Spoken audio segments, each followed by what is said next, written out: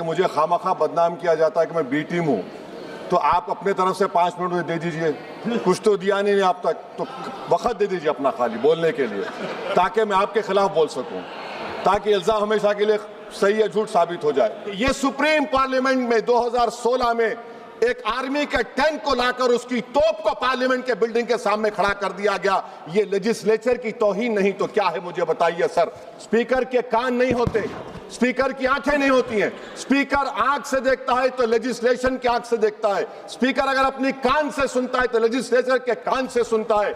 हम एक motion move करने वाले हैं कल, मैं चंद्रशेखर और राजकुमार रोड, पप्पू यादव आएंगे नहीं मालूम, ताकि बेनीवाल को डिप्टी स्पीकर बनाया जाए। इस ऐवान की बदबख्ती है, सुन तो लीजिए सर। अरे दिल की तकलीफ बयान कर रहा हूं, सुन तो लीजिए सर। आप बुजुर्ग हैं, बुजुर्ग नहीं सुन तो इस ऐवान की तकलीफ ये है, इस ऐवान की तकलीफ है कि एनडीए में leader of the house of NDA के लीडर है, एलओपी है। सिर्फ अपने नैरो ब्लॉक के हम कहां जाएंगे, काले बस्ते में गिर जाएंगे। सुनिए सर, एलओपी कहते हैं अपोजिशन यूनिटी के नाम पे हम गुलाम बन जाएंगे, क्या नहीं बनेंगे गुलाम? बहुत शुक्रिया सर, बहुत शुक्रिया, आपने बोलने का मौका दिया। शायर ने अच्छा कहा, बड़ी देर कर दी मेहरबा आते आते। मैं आपके जरिए से वजीर दाखिला से अपील करूंगा कि मुझे खामखा बदनाम किया जाता है कि मैं बी टीम हूँ, तो आप अपने तरफ से 5 मिनट मुझे दे दीजिए। कुछ तो दिया नहीं आप तक, तो वक्त दे दीजिए अपना खाली बोलने के लिए, ताकि मैं आपके खिलाफ बोल सकूं, ताकि इल्जाम हमेशा के लिए सही या झूठ साबित हो जाए। तो सर, हमारे देश में सेपरेशन ऑफ पावर्स है, लेजिस्लेचर इंडिपेंडेंट एग्जीक्यूटिव जुडिशरी से, मगर हम ये देख रहे हैं कि एग्जीक्यूटिव बार बार लेजिस्लेचर पर कब्जा करते जा रहा है, और 40 साल के बाद इस तरह का एक मोशन आया है। तो एग्जीक्यूटिव को चाहिए कि वो मुहासबा करें कि आखिर क्या वजह है। सर, द स्पीकर जो मुकाम है, 6वां मुकाम है उनका, प्रेसिडेंट, वाइस प्रेसिडेंट, प्रधानमंत्री, डिप्टी प्राइम मिनिस्टर के बाद 6वां मुकाम है, सीजीआई के बराबर है। सर, नीलम संजीवा रेड्डी ने क्या कहा था स्पीकर के बारे में, कॉल एंड शक्दर पेज नंबर 124 देख लीजिए। The first duty of the speaker to enable the house to function and not shut it out. The house is paramount, not the speaker who can claim no inherent right to override or bypass the house or to arrogate to himself powers and functions which belongs to the house. यही नीलम संजीवा रेड्डी थे, उस chair पर बैठने के बाद उन्हें Congress party से इस्तीफा दिया। यही नीलम संजीवा रेड्डी थे जिनके दौर में बेहतर स्पीकर अपोजिशन ने कभी वॉकआउट नहीं किया। यह स्पीकर होता है सर। और आप जानते हैं कि मौलांकर को बाबा पार्लियामेंट कहा नेहरू ने, और यही मौलांकर ने नेहरू को कहा था कि खबरदार ऑर्डिनेंस जारी मत करना। यही मौलांकर ने कहा था कि पार्लियामेंट को अगर कामयाब होना है तो एग्जीक्यूटिव से उसको आजाद रहना पड़ेगा। हकीकत यह है कि आज के दौर में उसके बरक्स काम हो रहा है, आजादी कम होते जा रही है लेजिस्लेचर की। नेहरू ने क्या कहा था मैं नहीं कहना चाह रहा लंबा चौड़ा। सोमनाथ चटर्जी ने इसी कुर्सी पर बैठकर सुप्रीम कोर्ट की नोटिस को नकारा और कहा कि सुप्रीम कोर्ट को कोई अख्तियार नहीं है लोकसभा के अंदरूनी प्रोसीडिंग में मदाखलत करने का। सोमनाथ ने कहा था आर्टिकल 105, 122।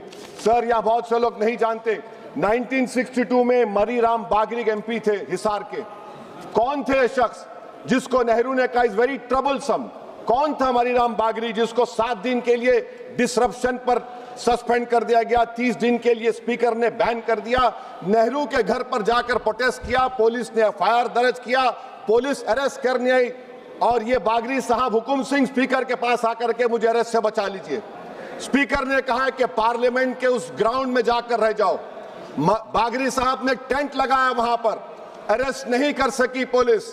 65 में पार्लियामेंट से बाहर निकले, पुलिस ने अरेस्ट कर लिया। और इन आंखों ने वो नजारा भी देखा कि ये सुप्रीम पार्लियामेंट में 2016 में एक आर्मी के टैंक को लाकर उसकी तोप को पार्लियामेंट के बिल्डिंग के सामने खड़ा कर दिया गया। ये लेजिस्लेचर की तौहीन नहीं तो क्या है, मुझे बताइए सर। स्पीकर के कान नहीं होते, स्पीकर की आंखें नहीं होती हैं। स्पीकर आंख से देखता है तो लेजिस्लेशन की आंख से देखता है। स्पीकर अगर अपनी कान से सुनता है तो लेजिस्लेचर के कान से सुनता है। Sir please sir, allow me sir, 5 minute दिए दिए सर। वो आप सर एक बी टीम हूं सर, सुन लीजिए article 98 sir article 98, the house shall have a separate secretariat. Why have you appointed retired IAS over here? You have a separate secretariat. Where is the sovereignty of the House? Sir, I have been a member of 2004 to 2024. I have never seen this House work for 70 days. Sir, Article 93 mandatory as Deputy Speaker बनाना. हम एक motion move करने वाले हैं कल. मैं चंद्रशेखर और राजकुमार road, Pappu Yadav आएंगे नहीं मालूम, ताकि बेनीवाल को डिप्टी स्पीकर बनाया जाए. सर, आप देखिए, executive feels happy with panel of chairmen. What is the panel of chairmen? It is a creation of speaker under Rule 9. And you don't have voting right also.